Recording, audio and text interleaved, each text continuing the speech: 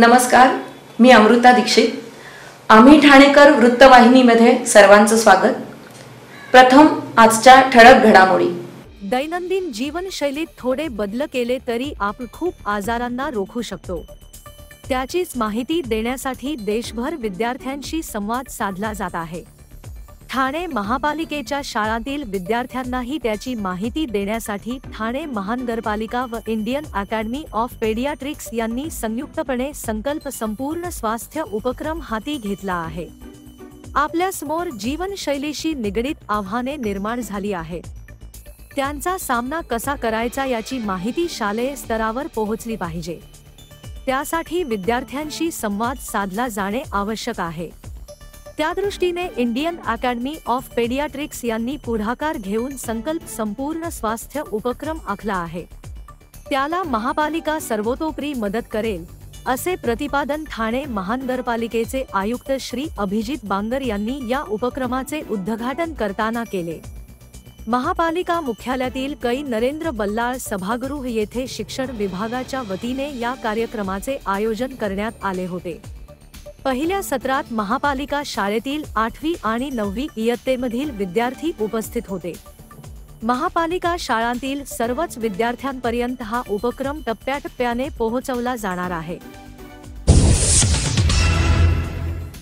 ठाणे महापालिका क्षेत्रातील उद्यानांमधील झाडांबद्दलची माहिती सहजपणे नागरिकांना मिळावी यासाठी झाडांवर QR कोड लावण्यात आला आहे. हा कोड मोबाईलवर स्कॅन केल्यावर नागरिकांना त्या झाडाबद्दलची माहिती मराठी आणि इंग्रजी या 2 भाषांमध्ये उपलब्ध होणार आहे.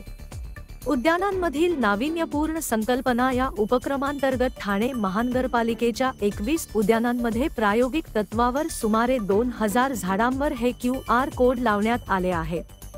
नागरिकांकडून मिळणारा प्रतिसाद, सूचना, अभिप्राय लक्षात घेऊन महापालिका हद्दीतील सर्व उद्यानांमध्ये अशा प्रकारे QR कोड लावण्याचा मानस असल्याचे उपायुक्त उद्यान मिताली संचेती यांनी सांगितले. आयुक्त अभिजित बांगर यांच्या निर्देशानुसार महापालिकेची उद्याने अधिक नागरिक स्नेही करण्याचा प्रयत्न उद्यान विभाग आणि वृक्ष प्राधिकरण करत आहे. त्यानुसार चला वाचूया या मोहिमेत काही उद्यानात निसर्ग वाचनालय सुरू करण्यात आली आहे. त्यांना नागरिकांचा उत्साहवर्धक प्रतिसाद मिळत आहे. त्याच मालिकेत आता हा QR कोड लावण्याचा उपक्रम हाती घेण्यात आला आहे, अशी माहिती उपायुक्त संचेती यांनी दिली. प्रत्येक झाडाची नोंद करून त्यानुसार हे QR कोड तयार करण्यात आले आहे. अशा प्रकारे सुमारे 2000 झाडांची माहिती संकलित केली गेली आहे.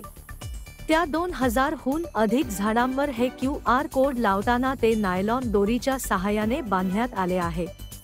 झाडांना कोणतीही इजा पोहोचणार नाही याची दक्षता घेण्यात आली आहे, असेही संचेती यांनी स्पष्ट केले.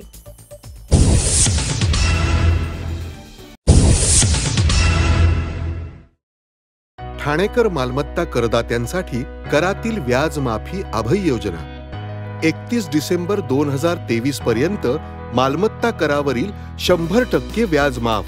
तसेच 1 जानेवारी ते 15 जानेवारी 2024 या कालावधीमध्ये मालमत्ता करावरील 75% व्याज माफ. त्याचप्रमाणे 16 जानेवारी ते 31 जानेवारी 2024 या कालावधीमध्ये मालमत्ता करावरील 50% व्याज माफ. तरी सदर व्याज माफीच्या अभय योजनेचा ठाणेकर करदात्यांनी लाभ घ्यावा. महानगरपालिकेच्या कोणत्याही संकलन केंद्रावर कर भरण्याची सोय आहे. ATM, डेबिट, क्रेडिट कार्डद्वारे कर भरण्याची सुविधा उपलब्ध करून देण्यात आली आहे. सोमवार ते शनिवार या दरम्यान सकाळी 10:30 ते सायंकाळी 5 वाजेपर्यंत संकलन केंद्राची वेळ असून करदात्यांच्या सोयीसाठी रविवारी संकलन केंद्र सकाळी 10:30 ते दुपारी 1:30 वाजेपर्यंत सुरू ठेवण्यात येत आहे. यासोबतच ठाणे महानगरपालिकेच्या propertytax.thanecity.gov.in या संकेतस्थळावर ऑनलाईन पद्धतीने मालमत्ता कर भरण्याची सुविधा उपलब्ध करून देण्यात आली आहे. तसेच गुगल पे, फोन पे, पेटीएम आणि भीम ॲपद्वारे आपला कर सुलभतेने जमा करू शकता. ठाणे महापालिका क्षेत्रातील सर्व करदात्यांना विनंती आहे की आपण या व्याज माफी अभय योजनेचा जरूर लाभ घ्या. आणि आपला मालमत्ता कर लवकरात लवकर महापालिकेमध्ये जमा करून महापालिकेस सहकार्य करा. धन्यवाद.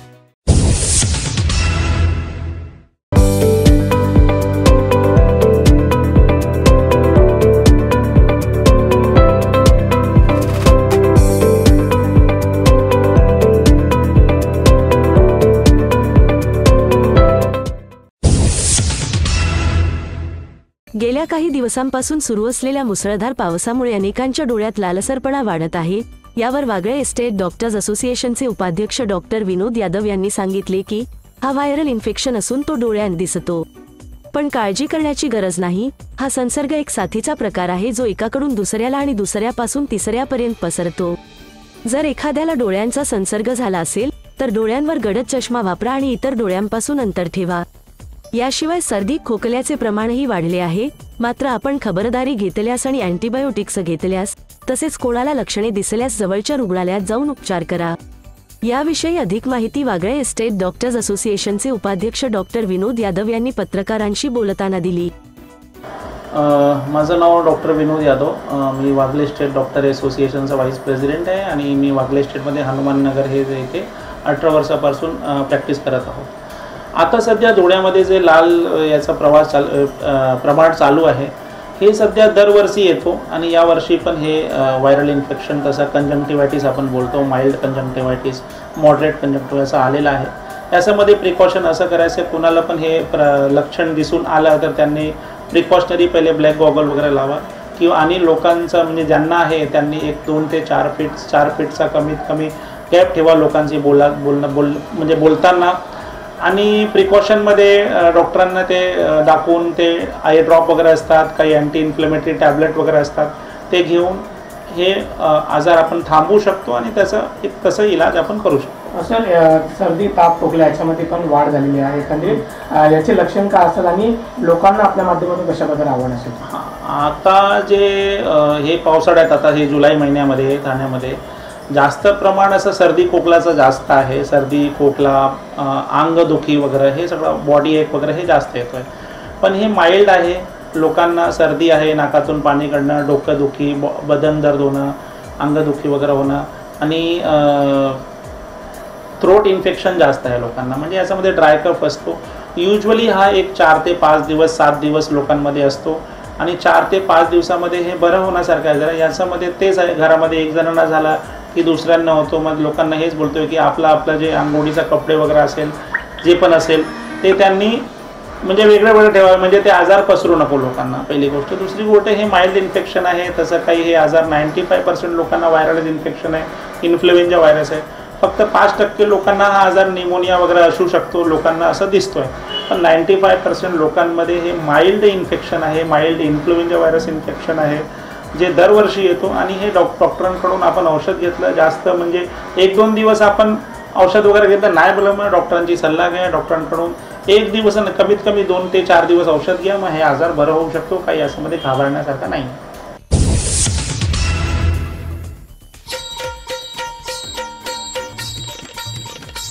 कला, क्रीडा, साहित्य आणि संगीत या कला क्षेत्रात अभूतपूर्व कामगिरी बजावलेल्या ठाणे जिल्ह्यातील अस्सल ठाणेकर कलाकारांना ठाण्याविषयी नेमकं काय वाटतं हे जाणून घेणार आहोत खुद्द त्यांच्याचकडून.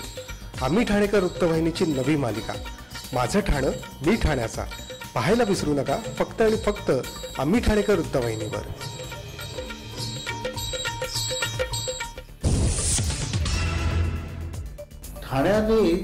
ठाण्याचं ठाणेपण किंवा ठाण्याचं मराठीपण हे चांगल्या पद्धतीने जपलेलं आहे, हे तर नक्कीच.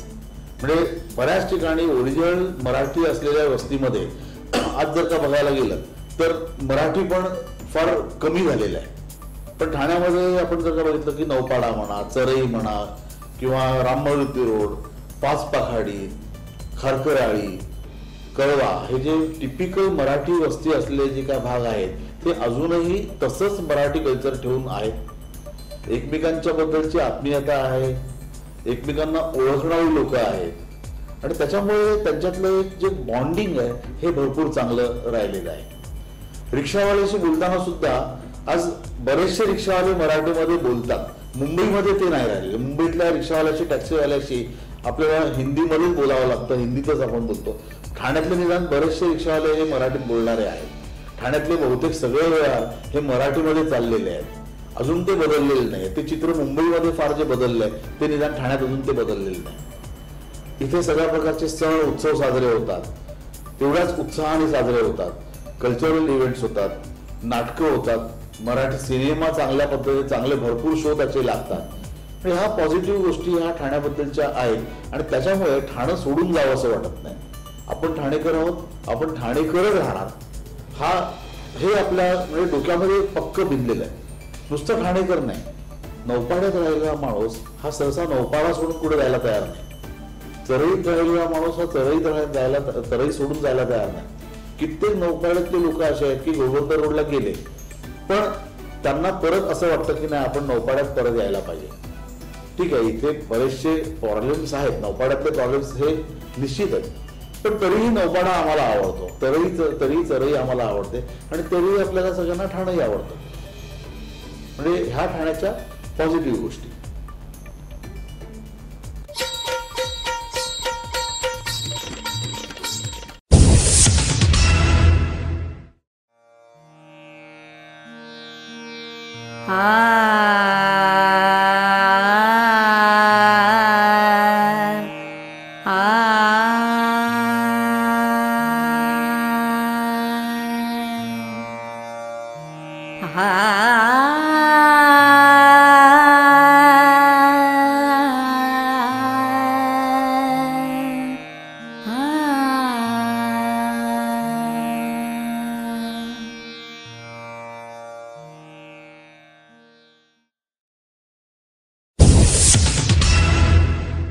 आम्ही ठाणेकर, आम्ही ठाणेकर, आम्ही ठाणेकर,